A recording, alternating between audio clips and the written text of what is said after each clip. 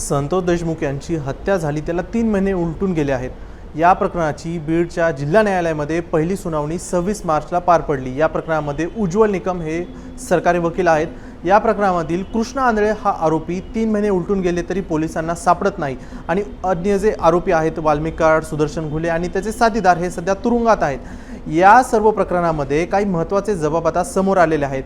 जयराम चाटे आणि महेश केदार या दोघांचा जबाब हा मुंबई तकच्या हाती लागलेला आहे आणि त्या जबाबामध्ये एक धक्कादायक खुलासा आहे, तो म्हणजे वाल्मिक कराडच्या व्यतिरिक्त सुग्रीव कराड नावाच्या या व्यक्तीचा उल्लेख करण्यात आलेला आहे। तो उल्लेख का आहे, तो कुठे केलेला आहे, त्या जबाबात काय म्हटलंय तेच आपण या व्हिडिओमध्ये पाहणार आहोत। नमस्कार, मी स्वानंद, तुम्ही पाहतात मुंबई तक। संतोष देशमुख यांचं जे हत्या प्रकरण झालं ते पहिल्यापासून आवादा वाईन मिलच्या कंपनीच्या संदर्भात आहे। त्या म्हणजे आवादा वाईन मिलच्या कंपनीला वाल्मिक कराड हा खंडणी मागायचा, 2 कोटी रुपयांची खंडणी मागायचा। त्या दृष्टीनं विष्णू चाटे, सुदर्शन घुले ह्या प्रकरणामध्ये कार्यरत होते, ते खंडणी मागायचे आणि तसंच वारंवार सुदर्शन घुले हा धमकी देखील द्यायचा। वाल्मिक कराडच्या जगमित्र कार्यालयामध्ये देखील या संदर्भामध्ये एक बैठक झाली होती आणि खंडणी हेच मूळ संतोष देशमुख यांच्या हत्याकांडाचं कारण आहे असं सांगण्यात येत होतं।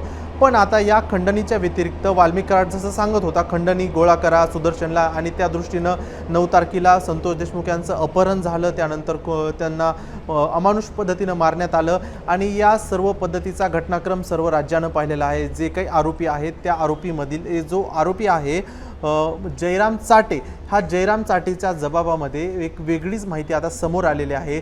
ती माहिती काय आहे ते एकदा मी तुम्हाला वाचून दाखवतो की जयराम चाटे यांनी सांगितलेलं आहे की सुदर्शन म्हणजे जयराम चाटे, सुदर्शन घुले आणि तेव्हा त्याचा मावस भाऊ हा कृष्णा आंधळे, म्हणजे जयराम चाटे आणि कृष्णा आंधळे हे मावस भाऊ आहेत। ते केसमध्ये एकत्रच आले त्या दिवशी 9 तारखेला 9 डिसेंबरला गंगा माऊली साखर कारखान्याच्या समोर, आणि तिथे तेव्हा कृष्णा आंधळेनं त्यांना सांगितलं की गाडीत बसा, आणि गाडीत बसल्यानंतर ते एका ठिकाणी जात होते। म्हणजे जयराम चाटे, सुदर्शन घुले, महेश केदार, कृष्णा आंधळे असे केजकडे निघाले आणि तेव्हा त्याचं जे गाव आहे तांबवा, तिथे आल्यानंतर त्यांना घरी सोडतो आणि असं म्हणाले त्यांच्यासोबत केजच्या शिक्षक कॉलनी येते ते गेले। काही वेळाने म्हणजे तो सुदर्शन घुले आणि तो जयराम चाटे, केदार हे सगळेजण केजच्या गंगा माऊली साखर कारखान्याजवळ गेले। तिथे सुदर्शन घुलेची त्या कारखान्यावरती भेट झाली। गाडीत बसल्यानंतर माझा भाऊ कृष्णा आंधळेनं मला व महेश केदारला सांगितले की 6 डिसेंबरला केज येथे राहणाऱ्या सुग्रीव कराडच्या सांगण्यावरून मस्साजोग गावचे सरपंच संतोष देशमुख व गावातील लोकांनी सुदर्शन घुले यांच्यासह मित्रांना मारहाण केलेली आहे। आता हा घटनाक्रम पूर्ण लक्षात घ्या। 9 तारखेचा ज्या दिवशीचा घटनाक्रम आहे, 9 डिसेंबरला संतोष देशमुख यांची हत्या झाली, अपहरण झालं। कुठे झालं तर केजच्या डोनगाव टोलनाक्यावरती तिथे झालं। पण हे गंगा माऊली साखर कारखाना 1 किलोमीटर अलीकडेच आहे। त्या 1 किलोमीटर अलीकडच्या अंतरावरती हे सर्व आरोपी एकत्रित भेटले। कृष्णा आंधळे आणि हा जयराम चाटे हे मावस भाऊ आहेत आणि कृष्णा आंधळेनं त्या दोघांना बोलून घेतलेलं होतं, महेश केदार आणि जयराम चाटेला, आणि तेव्हा ते तिथे केजच्या कारखान्याजवळ भेटले। तेव्हा तिथे असं सांगण्यात आलं कृष्णा आंधळेनं, म्हणून 6 डिसेंबरला केज येथे राहणाऱ्या सुग्रीव कराडच्या सांगण्यावरून मस्साजोग गावचे सरपंच संतोष देशमुख व गावातील लोकांनी सुदर्शन घुले याच्यासह आपल्या मित्रांना मारहाण केलेले आहे। म्हणून आपल्याला वाल्मिक कराड, वाल्मिक अण्णा यांची लोकांमध्ये व बीडमध्ये बदनामी झाली आहे। त्यामुळे सुदर्शन भैया याला वाल्मिक अण्णांनी या गोष्टीचा बदला घ्यायला सांगितला आहे।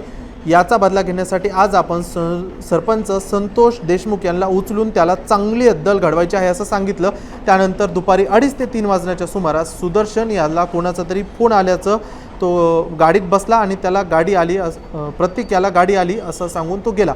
म्हणजे सोप्या भाषेमध्ये तुम्हाला सांगायचं झालं तर 6 डिसेंबरला जो काही आवादा वाईन मिलच्या कंपनीवरती जो सुदर्शन घुले, संतोष देशमुख यांच्यामध्ये जो वाद झाला होता, त्या वादामुळे वाल्मिक अण्णांची इमेज डाऊन झालेली आहे, बदनामी झालेली आहे। ती बदनामीमुळे आपल्याला संतोष देशमुख यांना अद्दल घडवायची आहे असं कोणी सांगितलं तर सुग्रीव कराड या व्यक्तीनं सांगितलं आहे आणि तो आदेश त्यांनी जवळपास हा कृष्णा आंधळे असा बोलून दाखवत आहे जयराम चाटेला। आता हा जयराम चाटे, महेश केदार हे सर्व एकत्र जमले तेव्हा तिथे सांगितले। आता मूळ घटना जी आपण पाहिली तर संतोष देशमुख यांची जी हत्या झालेली आहे ती वाल्मिक कराडच्या सांगण्यानुसारच झालेली आहे।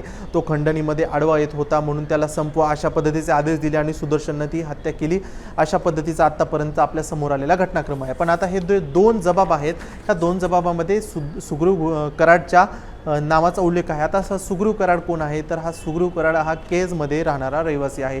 तर केजमध्ये त्याचं एक बार आहे, हॉटेल आहे।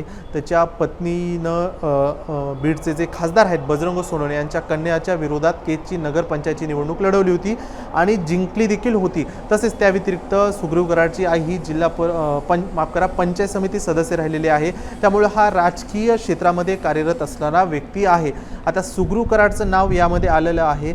आता हे दोन आरोपींनी नाव घेतलेलं आहे। आता आणि पण जे अन्य आरोपी आहेत त्यांचं देखील त्यांच्या संदर्भात असंच म्हणणं आहे का, हे आता येणाऱ्या काळातच समोर येईल। बाकी या विषयावर तुम्हाला काय वाटतं हे आम्हाला कमेंटमध्ये सांगा। पाहत राहा मुंबई तक।